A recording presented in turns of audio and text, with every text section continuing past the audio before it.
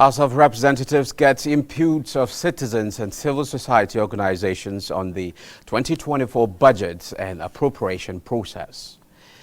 Nigeria's exports rise by 74.36% in third quarter 2023, as revealed by the National Bureau of Statistics. Plus, investors lost 258.85 billion naira as NGX all-share index declined by 0.66%. As Nigeria joins 60 countries in embarking COP28 and they pledge to slash cooling emissions. The program is Business Express, reaching you from Abuja, Nigeria's capital. I am Musa Bakar, your guide.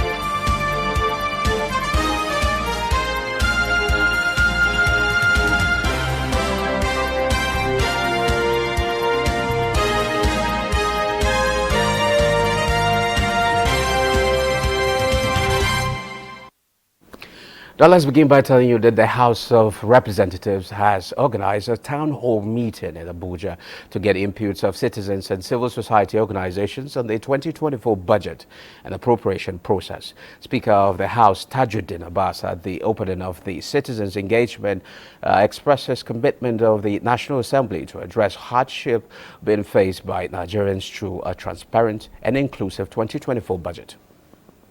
Civil societies organizations who are here today have come with different priorities on what they feel should reflect in the budget. How does it impact on the ordinary Nigerian? That's what we want to see come into this budget. To provide you with the opportunity of participation, making inputs, and telling the rest of Nigeria is a new dimension of budget process. I think we still haven't gotten it right in terms of ensuring that our budgets address the issue of wastages, focus on development without what is not necessary. From today, let us be educated as not like party in Nigerian budgeting system. The House will review the Fiscal Responsibility Act 2007 to strengthen existing provisions, to improve access to information and public consultation during all phases of the budget. The focus will be on strategic investments in defense, health. Financial experts are collaborating anti-graft agencies like the Economic and Financial Crimes Commission, EFCC, and the Nigerian Financial Intelligence Unit to revamp non-performing sectors through continuous forensic audit reviews. The initiative is also working largely to prevent an annual waste of about 15% of the total budget amounting to 5.24 trillion naira due to absence of a robust performance forensic auditing process. The performance forensic audit is imperative for Nigeria to curtail and ultimately eliminate wastages in the federal, states, and local government. Is the only way out of the economic quagmire that is currently bedeviling and waging fierce war against our collective economic wellness. Partnership is geared towards achieving a multifaceted approach that will reduce cost of governance, cover loopholes, and put the economy in the right trajectory. President of the Chartered Institute of Bankers of Nigeria, Ken Opara, says his confident deposit money banks in Nigeria are ready for recapitalization should Apex Bank embark on it to support the federal government's targeted $1 trillion economy. Is capitalization a necessary thing?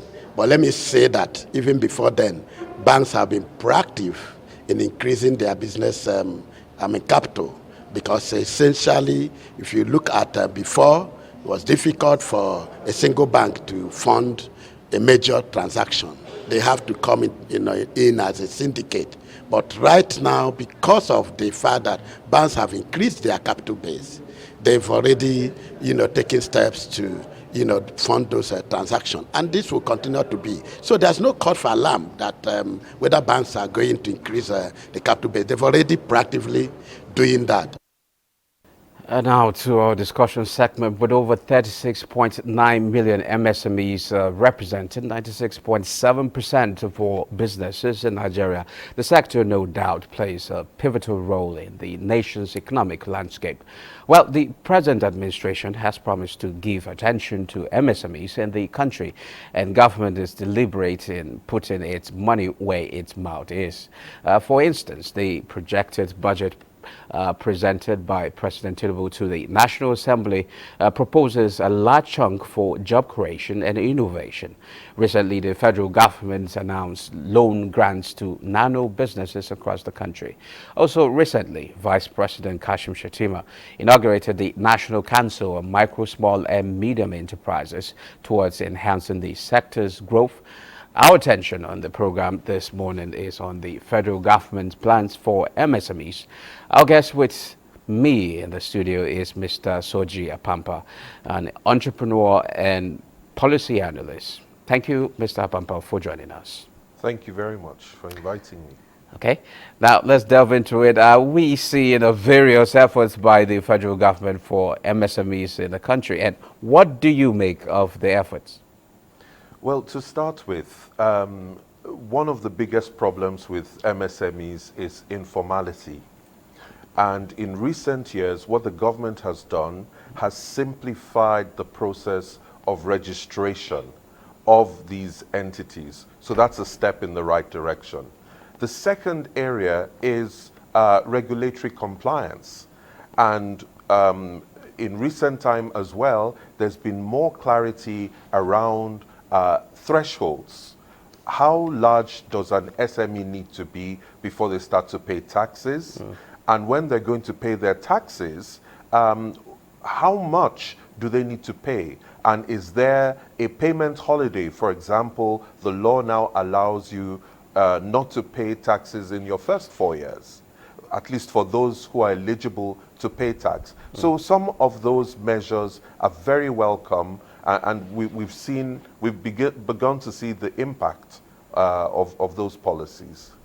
Now, let's look at the operating environment. We've seen inflation figures very high, and lack of constant power supply is another issue. And the president made it part of his budget focus is how to strengthen the MSMEs. How can we really actually get to achieve all this, considering the operating environment and the cost of production?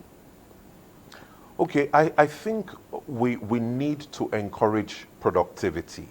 That is what the government needs to do. SMEs who have a tangible product but do not know how to reach their markets and how to increase their presence in the market, they need help. So giving grants that allow experts to intervene and link them to market, or for SMEs to come together and aggregate their products to be able to better serve different markets, some of those incentives need to be in place. Not everything is about loans. Not everything is also about just giving out money.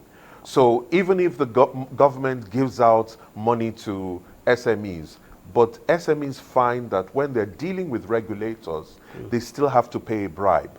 Or people are still collecting money that before you can operate, you have to pay this, pay that. SMEs will still be worse off for it. So giving them the ability to comply through paying for experts to assist SMEs might be better use of funds. Okay, but you talked about ease of making the environment enabling for them to actually to be able to thrive. Do you see the loan grants of 50K to nano businesses across the country solving the issue of finance for such businesses? Yeah, I spoke to someone about this, and they said 50,000. What is that for? To keep the lights on for 2 months? That's just what I was just about to or what say. exactly will 50,000 do? Which is why I was thinking that that money is probably better if you're in agriculture, for instance, having a place where you can take your produce and get cash for your produce is more useful to you than a 50,000 grant.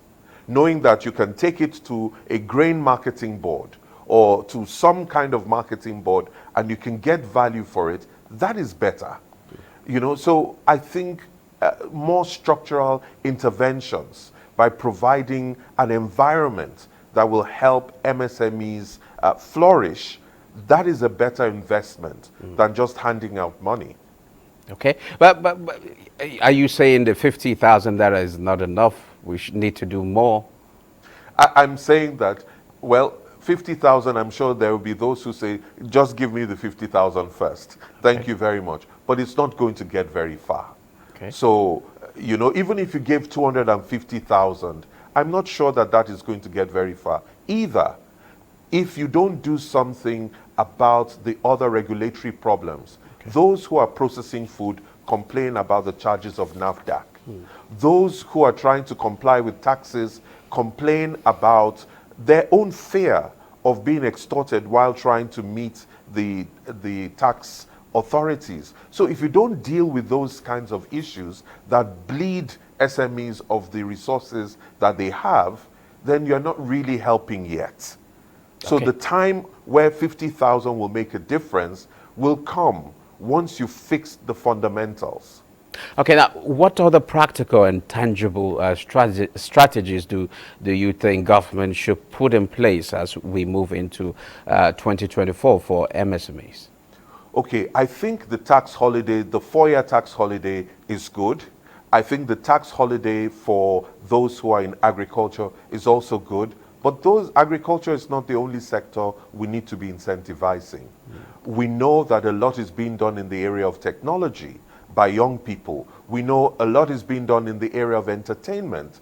It's time to use these fiscal measures to encourage greater participation and greater investment and entrepreneurship by young people in these sectors. Then also, young people who are able, I know a young person now that is supplying airlines with cashew nuts on a daily basis. That is good thinking by a young person. But why can't we also package cashew nuts for export? So the government negotiating international support to be able to meet the quality standards that will enable young people export, that is a greater help that can come in 2024, because we really need as a country to earn the foreign exchange. So we need to promote exports, and that requires support to SMEs to be able to meet the quality standards and the packaging standards that are required. Okay, we all know that we don't have available jobs for everyone. So entrepreneurship is one of the solutions. Many young people think entrepreneurship is not employment, so they just do something before they get a job. How can we change the mindset, that mindset? How can we change it? Okay, in many countries, the governments actually prepare entrepreneurship packs. They prepare a how-to guide and actually move young people from starting and registering a business to showing them everything they need to do to be able to make a livelihood out of it. And it is this kind of education, because if you say you're going to hold workshops, how many will you hold?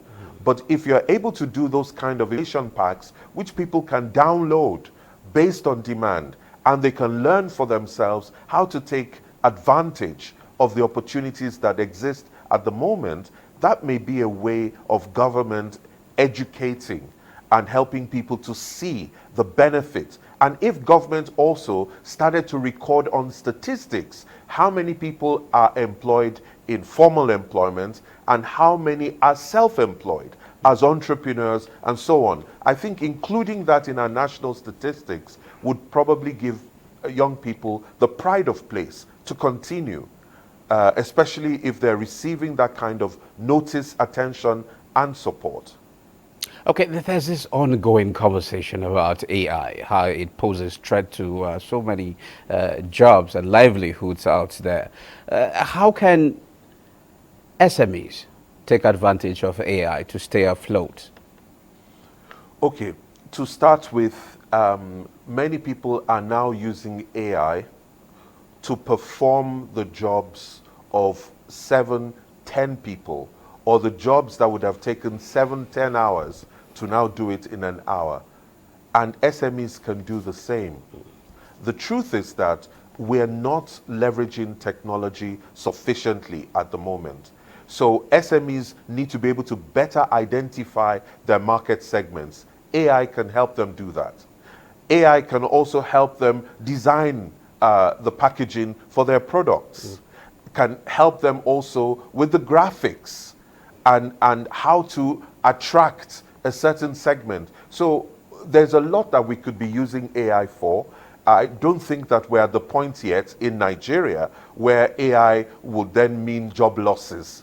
No, at the moment, AI could mean improvements in quality, in our positioning our products, in our ability to write and write well, and so on. So there are many things that SMEs could still use technology for today. And it's not only AI. There's technology also for the farms. Technology that helps you with spraying your crops. Technology that helps you identify diseases, and so on. So there's so much that we haven't broached yet when it comes to technology. Mr. Vampa, it's been a pleasure having you on the program. Thank you very much for having me. Now moving on, Naira falls to 1,170 Naira to a dollar in the parallel market Monday. Let's see how much is the Naira exchanging for the currencies.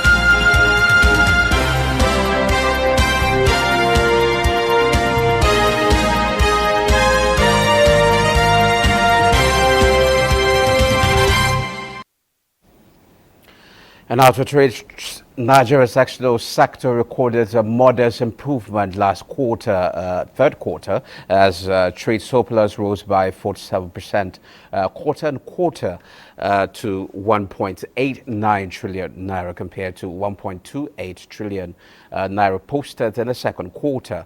The National Bureau of Statistics in its Nigeria's foreign trade in goods statistics for the quarter released Monday put the country's total merchandise trade at 18.804 trillion naira. The value of non-crude oil exports stood at 1.8 trillion naira, an equivalent of 17.5%, out of which non-oil products contributed 677.56 billion naira, or 6.6%.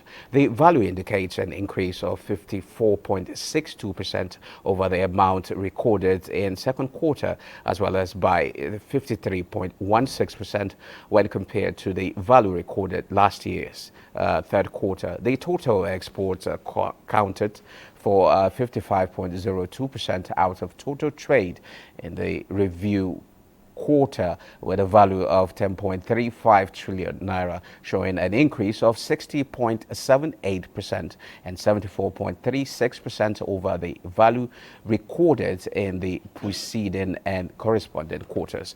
On the other hand, imports accounted for 45% of the total trade, with its value amounting to 8.46 trillion naira. And now to energy. Oil prices were little change on Tuesday amid uncertainty over voluntary cuts, output cuts by OPEC plus continued tension in the Middle East and weak economic data from the U.S. Brent crude futures ticked down 1 cent to $78.02 a barrel in early trade, while U.S. West Texas Intermediate crude futures were up 5 cents at $73.09 a barrel. Market analysts say comments by Saudi Arabia's energy minister that OPEC plus production cuts could continue past the first quarter of 2024 if needed lend some support to the market. Let's now see how other commodities are trading around the world.